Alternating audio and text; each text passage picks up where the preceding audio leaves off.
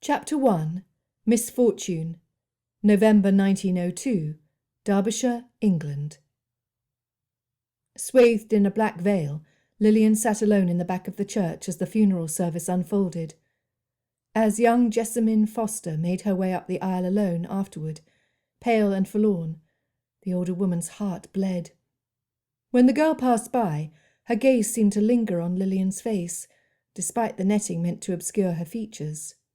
Startled, Lillian averted her eyes and bowed her head, as if in prayerful serenity.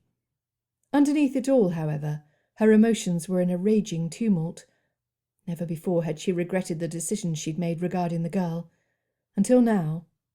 Had circumstances been different, she would have whisked Jessamine away from Derbyshire, brought her back to London and given her the world.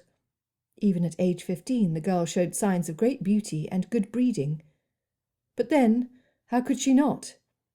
Once Jessamine made her debut in 3 years, she'd very likely make a splendid marriage. Any connection with Lillian would spoil her chances. Moments later, Jessamine's uncle, Thackeray Foster, followed his niece from the church, his sober expression reflecting the solemnity of the occasion. Next came Thackeray's wife, Rachel, and daughter Charlotte, who appeared to be about Jessamine's age. Certainly the Fosters would look after Jessamine now, and make sure her launch into society was well managed. The thought was more comforting than Lillian could express, and she sent up a genuine prayer of thanksgiving. She had more than prayer to offer going forward, however. She would be the girl's silent benefactor. The poor child would want for nothing, and be comforted in the knowledge she had someone who cared about her well-being, even if circumstances forced said sponsor to keep her distance forevermore. After attending the double funeral for Jessie and Minerva Foster, black-clad, pensive mourners poured into Brookings Manor for the wake.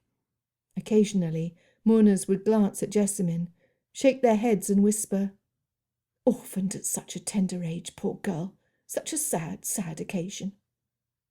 Numb, Jessamine scarcely heard their comments or condolences, although she forced herself to nod and express gratitude, like her parents would have wished.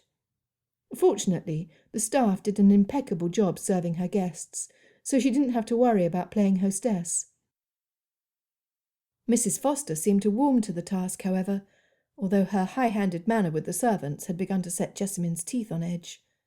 Cousin Charlotte, apparently, had gone straight to her room after the carriage returned home from the interment, since she was nowhere to be seen. Jessamine wasn't offended in the least. In fact, she considered her cousin's absence a bright spot in an otherwise horrid day. After the last guest had departed, the family attorney remained behind. "Miss Foster, I understand how difficult this must be, but I must speak with you about the estate." Weary and heartsick, Jessamine shook her head. "Can't this wait a little while, Mr. Abernathy? A few days at least?" "I'm afraid not. I've asked your uncle to meet us in the library." Having little choice in the matter, she followed the attorney into the library, where she and her father had spent many a pleasant hour together.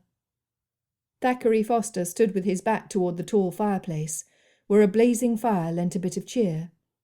In small ways, she'd observed her uncle was quite like her father. In the essentials, however, they couldn't have been more different. Jessamine sank onto a sofa and tried to listen as Mr. Abernathy explained her financial situation, but his words seemed to be coming at her from a great distance. After his meaning finally sank into her brain, her grief turned to shock. "Papa's entire estate is entailed away from me." Abernathy gave her a sorrowful glance. "I'm afraid so. Except for your parents' clothes and personal items, Brookings Manor and everything in it now belongs to Thackeray Foster." She glanced at her uncle to gauge his reaction. The man didn't show any signs of surprise at the news, so she guessed the attorney had already apprised him of his good fortune. Still, she had difficulty believing her ears. "Surely Papa made some provision for my future? Forgive me for being so blunt, sir, but as his attorney, didn't you advise him he wouldn't live forever?